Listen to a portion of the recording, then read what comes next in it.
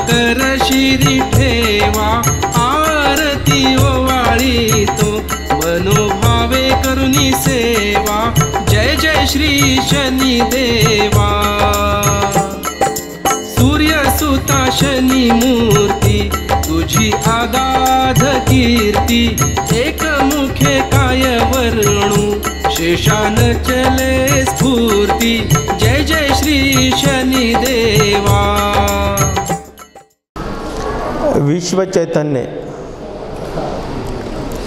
अंधारातून प्रकाशाकडे घेऊन जाणारे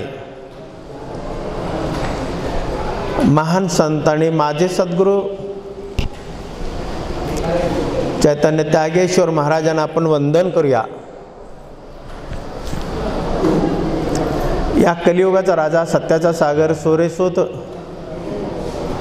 मी म्हणणाऱ्यांना असा शनिदेव दंडनीयांना दंड देणारे आणि आदरणीयांचा आदर करणारा,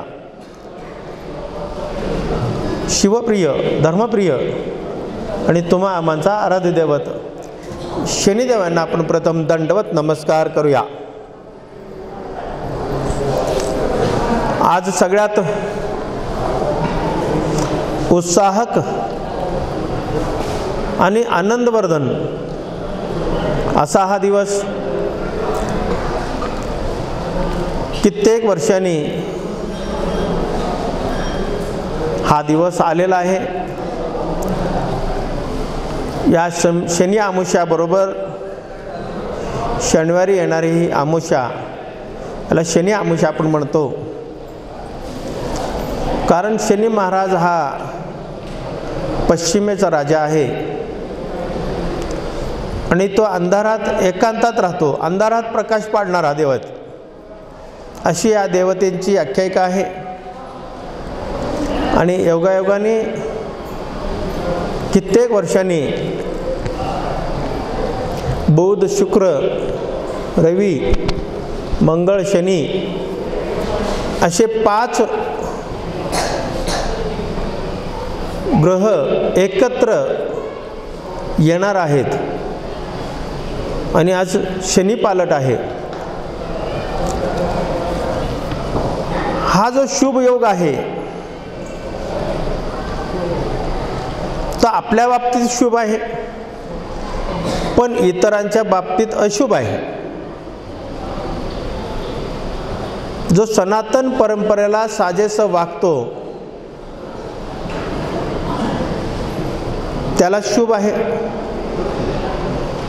तो सनातन परंपरेवर आघात करतो, हल्ला करतो, ताडीत करतो, त्यांना हा अशुभ आहे। तसं पाहिलं शनी महाराजांचं जर आपण पाहिलं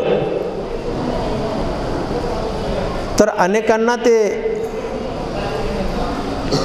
पीडित झालेले आहेत अशीच डोक्यात आहे सगळ्यांच्या। शनीची 6.7 म्हणल्यानंतर प्रत्येकांना वाटतं आता काहीतरी घडणार, अघटित घडणार, संकट येणार आणि आपण हरणार, आपण रंक होणार राजाचा, असे कल्पना होऊन गेलेली आहे प्रत्येकांची। पण शनी तुमच्या ग्रहात येतो, तुमच्या राशीत येतो, तर 7.5 आपण म्हणतो, पण जो धर्माला अनुकूल असा आहे, समाजाला अनुकूल असा आहे, कुटुंबाला अनुकूल असा आहे, त्याला शनी महाराज भरभरून देत असतो।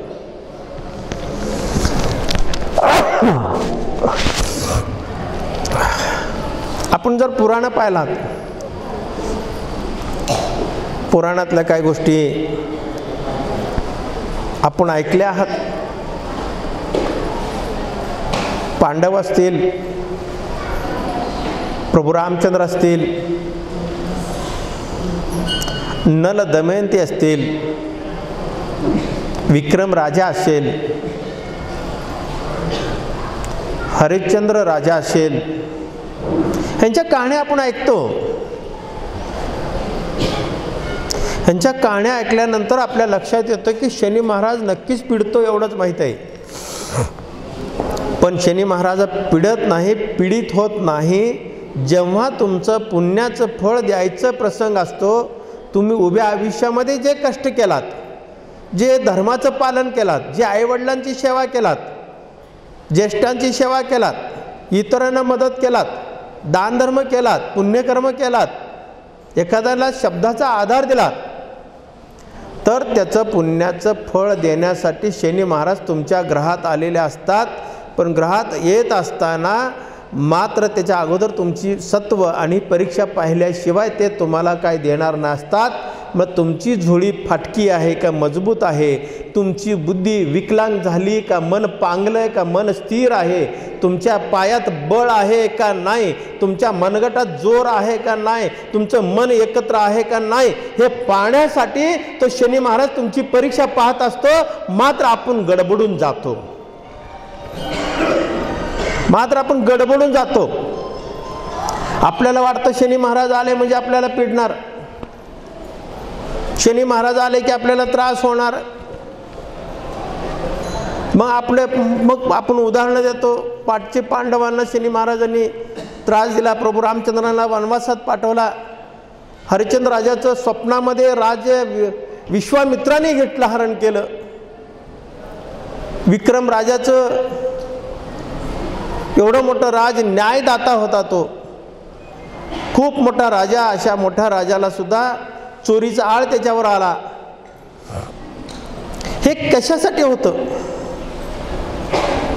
तर तुमचं जे फलित आहे, तुमचं जे पुण्य आहे, झाडावर कधीही बघा, आंब्याच्या झाडावर पोपट बसतो, पण ते कच्च्या आंब्यावर बसतो का पिकलेल्या आंब्यावर बसतो, पाड लागलेल्या आंब्यावर बसतो?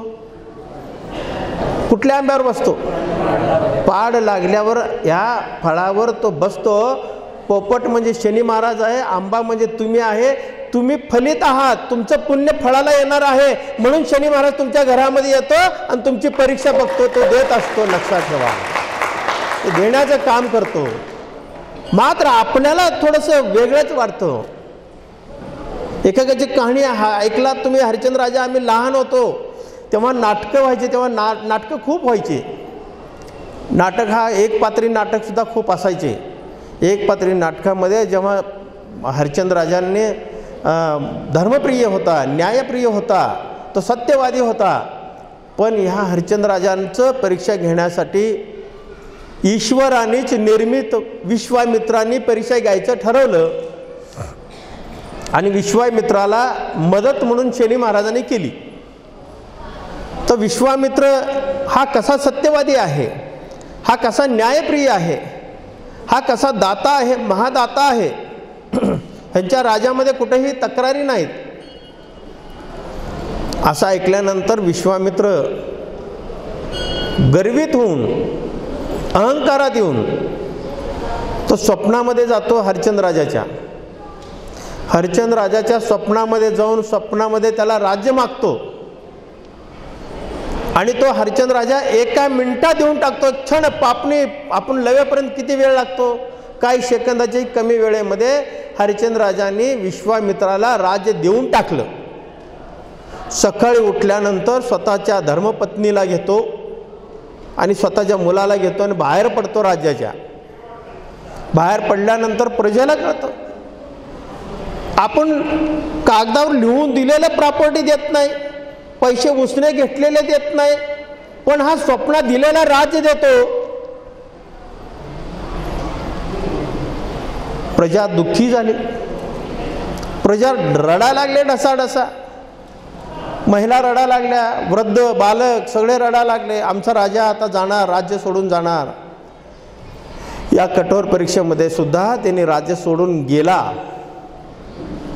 राज्य सोडून गेला, पण सत्याचं जे बळ होतं, त्याच्याकडे ताकद होती, सत्याची जी ऊर्जा होती, ते ऊर्जा मात्र ते शमू दिला नाही, शांत होऊ दिला नाही. तो राजा राज्य सोडून गेला, दिलेलं वचन पाळला. इतकं थांबलेलं नाही, इथे एवढ्यावरच थांबलं नाही. विश्वामित्राने त्याला शनी महाराजांनी साथ दिली. शनी महाराजांनी अशी साथ दिली, हरिश्चंद्र राजा एका डोंब्याच्या घरामध्ये कामाला राहिले, म्हणजे स्मशान वाट्यामध्ये कामाला राहिले. स्मशान वाट्यामध्ये येणारं प्रेत जाळणं आणि त्याचं कर घेणं हे काम ते करत होते. करत असताना घरामध्ये कवडी नव्हती, जेवणासाठी अन्न नव्हता, पण सत्यवचन नाही सोडलं त्याने. स्वतःचा मुलगा रोहितोष, मराठीमध्ये रोहितेश्वर म्हणतो आपण, पण ते हिंदीमध्ये रोहिताश आहे. त्या राजाने त्या मुलांना बोर खायची आठवण झाली, तोंडाला पाणी सुटलं आणि बोर खाण्यासाठी आईनं बोर दिली त्याला, आणि बोरीतला किडा होऊन शनी महाराज गेले आणि त्याला दंश केले आणि तो मुलगा मेला. तो मुलगा मेला, देह ठेवला. आता नेण्यासाठी काही नाही आहे. स्वतःच्या मातेने तारा राणीनं स्वतःच्या हातावर बाळाला घेतले आणि तो प्रेत स्मशानाकडे घेऊन गेले. स्मशानाकडे घेऊन गेल्यानंतर तो राजा जो स्मशानभूमीमध्ये तो काम करत होता, तिथं वॉचमॅन म्हणून असेल किंवा काय कशासाठी असेल, कामासाठी होता, तो पाहिला तर स्वतःची पत्नी ऊर बडवून रडते, स्वतःच्या बाळाला घेऊन येते आणि ते सांगते की हे बाळाचं दफन करायचं आहे, या बाळाला दफन करायचं आहे. तेव्हा रोहितेश्वर मेलेला होता. हरिश्चंद्र राजाचा मुलगा काळीज, हृदय, श्वास. जेव्हा यांना पाहिला तो हरिश्चंद्र राजा स्थिरपणे उभा राहिला. तो म्हणाला, माझी नोकरी आहे, नोकरी बजावलं पाहिजे का कुटुंबाला पाहिलं पाहिजे.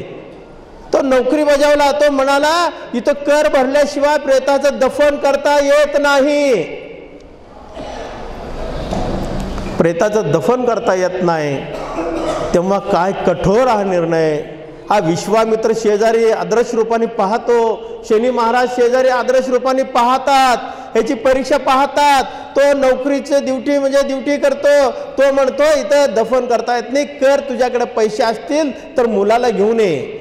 ती म्हणते, अहो तुमचा मुलगा आहे, अहो तुमचा मुलगा आहे, तुम्ही माझे पती आहात, मी तुमची धर्मपत्नी आहे, ह्याची तरी जाण ठेवा.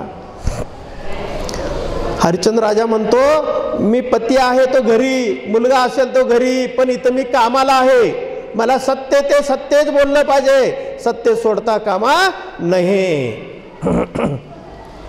असली ही परीक्षा. त्या परीक्षेमध्ये पास होण्यासाठी तारा राणीनं काय केली, तारामतीनं स्वतःची पदर फाडली, सोनेरी काठ असलेली, स्वतःचं पदर पाडून कर म्हणून दिली. तेव्हा त्याचं दफन केला गेला. हा याला म्हणतात सत्य. हे सत्य तुमच्या आमच्या राज्यात राहिलेले हे राजे आहेत. तेव्हा विश्वामित्राला लाज वाटली. माझ्या मराठी भाषेमध्ये त्याला लाज वाटली. शनी महाराजांनी तेव्हा तथास्तु म्हणाले, तुझं सूर्य चंद्र असेपर्यंत हरिश्चंद्र राजा हे सत्यवादी होता, हे नाव राहील. हे शनी महाराजाचं काम आहे. शनी महाराजाचं काम आहे घडवणं.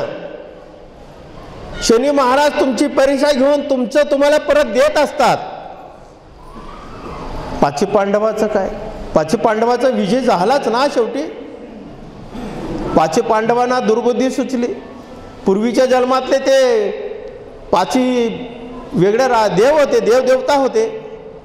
द्रौपदीनं दुर्योधनाला बोलावं काय, अंधे के बच्चे अंधे रहते हैं, आंधळ्याचे मुलं आंधळे. तेव्हा तो वैर निर्माण झाला. हे दुर्बुद्धी कोणी दिलं, हे शनी महाराजांनी देतो तुमची परीक्षा घेण्यासाठी. नल दमयंती राजे असे होते, त्यांची कल्पनाही करू शकणार नाही. जेव्हा ते राज्य सोडून गेले, राज्य सोडून गेल्यानंतर नदीतलं मासा पकडला आणि भाजून खात असताना त्या अग्नीतनं मासा जिवंत होऊन उडी मारून जातो. ही काय शक्य अशक्य ते शनी महाराजच करू शकतो. अशा गोष्टी सगळ्या शनी महाराजाच्या आधिपत्याखाली येतात आणि ते तुमची परीक्षा घेत असतात. तुमची परीक्षा घेताना तुम्हाला परीक्षेमध्ये पास व्हायचं असेल तर स्वतःशी एकनिष्ठ राहायला पाहिजे. सगळ्यात मोठं बळ असेल तर तुमचं एकनिष्ठता. तुमच्यावर तुम्ही दृढ राहायला पाहिजे. स्वतःचा विश्वास कमी होता कामा नये. मी कोण आहे, माझा जन्म कशासाठी झाला, माझे कर्तव्य काय आहेत, हे स्वतःची जबाबदारी स्वतः ओळखलं, त्याची कधीही आयुष्यात हार होणार नाही. लक्षात ठेवा, कधीही होणार नाही. एक राजा होता, त्या राजाला एक मुलगा होता. त्या मुलाबरोबर एक प्रधानाला मुलगा होता. राजाचा मुलगा आणि प्रधानाचा मुलगा हे मित्र होते. पण प्रधानाचा मुलगा हा एक धार्मिक होता, राजाचा मुलगा हा धार्मिक नव्हता. तो धर्म करायचा नाही, राज होता, तो कधीही धर्म केलाच नाही. शेवटी शनी महाराजांनी त्याला स्वप्नात येऊन सांगितलं की मी आता तुझ्या ग्रहामध्ये येणार आहे, तुझ्या राशीत मी प्रवेश करणार आहे आणि किती दिवस येऊ. चटकन जागा झाला. चटकन जागा झाल्यानंतर तो विचार करायला लागला. परत दुसऱ्या दिवशी शनी महाराज स्वप्नात आले. ते म्हणाले की 7.5 वर्ष मी दुसऱ्याच्या ग्रहामध्ये येत असतो, तर तुझ्या ग्रहात किती दिवस येऊ. तर स्वप्नात सांगितलं 7.5 दिवस या. 7.5 दिवस शब्द दिले. दिवस संपत आले. संपल्यानंतर परत शनी महाराज स्वप्नात आले आणि त्यांनी सांगितले की तुझे 7.5 दिवस संपले, मी आता ग्रहात येऊ का. तो घाबरला. तो विचार करायला लागला. 7.5 वर्षाचं 7.5 दिवस मागितलं, पण तुम्ही 7.5 सेकंदात सुद्धा मला भ्रष्ट करू शकताय. एवढं सामर्थ्य तुमच्यात आहे, पण मला अजून थोडीशी वेळ द्या, अजून थोडीशी वेळ द्या. मग शनी महाराजांनी त्याला वेळ दिला आणि हा प्रधानाच्या मुलाकडे गेला आणि प्रधानाच्या मुलाला त्यांनी सल्ला विचारला, मी काय करू. माझ्या स्वप्नात शनी महाराज येतात आणि म्हणतात मी येणार आहे. प्रधानाचा मुलगा हा अध्यात्मामध्ये होता, सांप्रदायिक होता, अभ्यासू होता, न्यायप्रिय होता. आणि तो प्रधानाचा मुलगा राजाच्या मुलाला सांगितला, अरे भेटतो कशाला, भ्यायची गरज नाही तुला.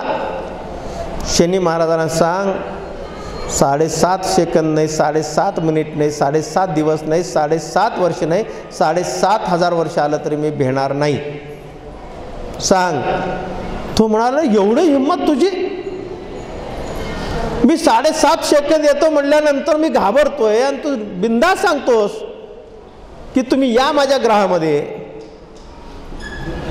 कसं काय. तू एवढंच सांग. शनी महाराज स्वप्नात आल्यानंतर शनी महाराजांना एकच वर मागायचं. काय मागायचं. एकच वर मागायचं. फक्त तुम्ही मला चांगली सद्बुद्धी द्या, माझी बुद्धी भ्रष्ट करू नका.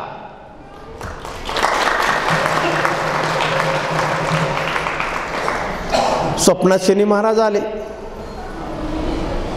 शनी महाराज आल्यानंतर शनी महाराजांनी विचारलं राजाच्या मुलाला की आता नक्की काय तुझं सांग. तेव्हा शनी महाराजांना तो राजाचा मुलगा म्हणाला, देवा मला एकच वर द्या, जास्त काय देऊ नका. तुम्हाला किती दिवस यायचं तेवढे दिवस या, पण मला एकच वर द्या. सांगितल्याप्रमाणे राजाच्या मुलांनी सांगितलं देवाला की फक्त येताना माझी सरस्वती हरण करू नका, माझी सरस्वती माझी बुद्धी भ्रष्ट करू नका. शनी महाराज चकित झाला. एवढा ज्ञानी कोण आहे पृथ्वीवर, एवढा बुद्धिजीवी कोण आहे की जो माझं मर्मच त्यांनी ओळखला आणि मला स्वतःला हरवला. स्वतःला त्यांनी हरवला. प्रधानाच्या मुलाने देवाला सुद्धा हरवला. याचं एकमेव कारण आहे तो सांप्रदायिक होता, धर्मप्रिय होता, आईवडिलांची सेवा करायचा, धर्माची सेवा करायचा, याच्यामुळं त्याला ते बळ जमलं. शनी महाराज काय करतो माहिती आहे ना, 7.5 आता मेष राशीला येणार आहे.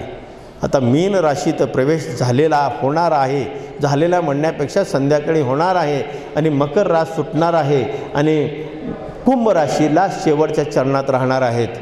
तेव्हा पहिल्यांदा येण्याच्या अगोदर 6 महिने अगोदर ते ट्रायल घेत असतात. ट्रायल बेसिसवर आपण घेतो ना, ट्रायल घेतो ना. सून आली की ज्याला तिचं ट्रायल घेत असतो. ते मिश्रीचा डबा तिकडे ठेव, नाही तर पर्स इकडे ठेव, मोबाईल थोडंसं बघितल्यासारखं करायचं, थोडीशी गंमत जम्मत करायची, ट्रायल घ्यायची. ही जरा मनातनं हल्ली की हल्ली अशी ट्रायल घेत राहतात. पण ट्रायल घेत असतो शनी महाराज तुमचंसुद्धा जीवनामध्ये. ट्रायल घेत असताना तो प्रथम तुम्हाला चाचपडणी करतो, तुमच्या आवडीची वस्तू पाहतो, तुम्हाला काय आवडतं. कुणाची टिंगल करण्यामध्ये एखाद्याला मजा वाटते बरं का, एखाद्याचं हिनवणं एखाद्याला मजा वाटते, एखाद्याला कारण नसताना भांडणं लावून देणं यात मजा वाटते, एखाद्याला उगीचंच वाद लावून देणं मजा वाटते, एखाद्याला अहंकाराने बोलणं, एखाद्याला बुडवणं यासुद्धा मजा असते. तुमची आवड पाहतो, कुणाला मिश्रित आवड, कुणाला बाटलीत आवड, कुणाला कशात आवड, मी पुढचं नाही बोलत, कुणाला कशात आवड ते हेरतो आणि नेमकं त्याच्यामध्ये तुम्हाला बुडवून काढतो. तुम्हाला अगोदर तुमच्याकडे असलेलं पुण्यसुद्धा तिथं शून्य करतो, शून्य. तो तुम्हाला हरवतो.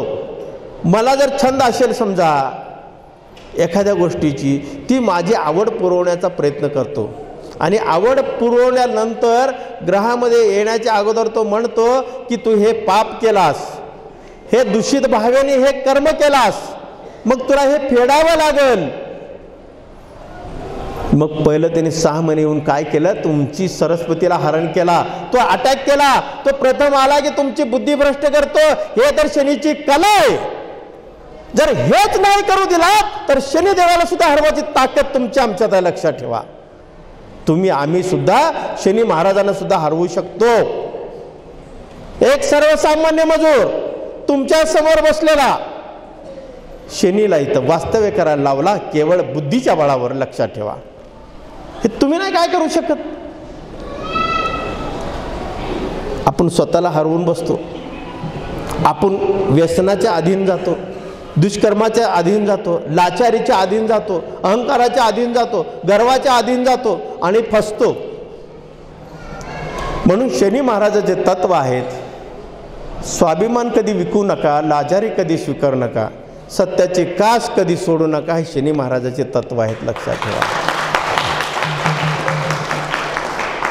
आपण हे करत नाही. मग शनी महाराज तुमची बुद्धी भ्रष्ट केल्यानंतर तुम्हाला 7.5 काळामध्ये पिडणार का नाही? मग त्याला कुणी पिडायला कारणीभूत झालं? तुम्ही का शनी महाराज? तुम्ही स्वतः कारणीभूत झालात, दुसरा कोणीही कारणीभूत नाही, लक्षात ठेवा. एखाद्याला नारळ चोराची सवय असेल, एखाद्याला कोणाचं पाकिट मारायची सवय असते, मग तो धरणार पोलीस, त्याला जबाबदार आपणच असतो. म्हणून शनी महाराज जर आपल्या जीवनामध्ये येणार असेल तर शनी महाराजाचं स्वागत करा, शनी महाराजाचं स्वागत करा. तुमच्या जीवनामध्ये तुमच्या जीवनाचा आजपर्यंत केलेला पुण्याचं जे फळ आहे ते फळ देण्यासाठी शनी महाराज तुमच्या राशीमध्ये आलेला असतो. त्याचं स्वागत करा, आजपासून स्वागत करा, लक्षात ठेवा. शनी महाराजाचं स्वागत करा, त्याला स्वागत करा आणि जे काय केलेलं कर्म त्याच्या पुढे मांडा. अरे तुमच्या जीवनाचा ऑडिट करायला शनी महाराज आलेला असतो.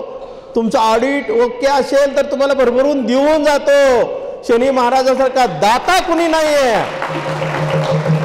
शनी महाराजासारखा देणारा दाता जगामध्ये विश्वामध्ये 33 कोटी देवतांमध्ये देवादिदेव महादेवाला सुद्धा जमला नाही, तो शनी महाराज करून दाखवतो. ह्याच्यापेक्षा महानता काय शनी महाराजाकडे?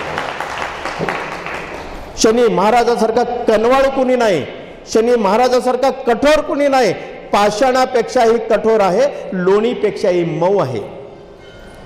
पण लोणीपेक्षा मऊ हे धर्मप्रिय लोकांना आहे, पाषाणापेक्षा कठोर हे अधर्म करणारा नाही याची जाण जर आपल्याला असेल तर नक्कीच आपण आज इथं उपस्थित असलेल्या किंवा जे शनिभक्त आहेत त्या सगळ्यांना याचा फायदा होईल, लक्षात ठेवा. म्हणून शनिवार हा उपवास करणं, आईवडिलांचं चरणस्पर्श करणं, धर्मप्रियांना सहकार्य करणं, येणाऱ्या माऊलीला कपाळावर कुंकू लावणं, तांब्यावर पाणी देणं, येणाऱ्या बाप्यांना एखादा घरी आला तर त्याला तांब्यावर पाणी देणं, त्यांची मनस्थिती पाहणं आणि त्याला सहकार्य करणं, यात शनी महाराजाचं लाभ आहे. हे शनी महाराजाचे कर्तव्य आहेत. आपण ते करत नाही. आपण हे केलं पाहिजे. शनी महाराज छोट्या छोट्या गोष्टीवर तुम्हाला मदत करत असतो. शनी महाराजाला खूप काही मोठं लागत नाही. शनी महाराजांना निस्वार्थ भावनेने तुम्ही 2 हात ईश्वराने दिलेले आहे. 2 हात जर जोडला तर शनी महाराज तुमच्या पाठीवर थाप दिल्याशिवाय राहणार नाही, थाप दिल्याशिवाय राहणार नाही.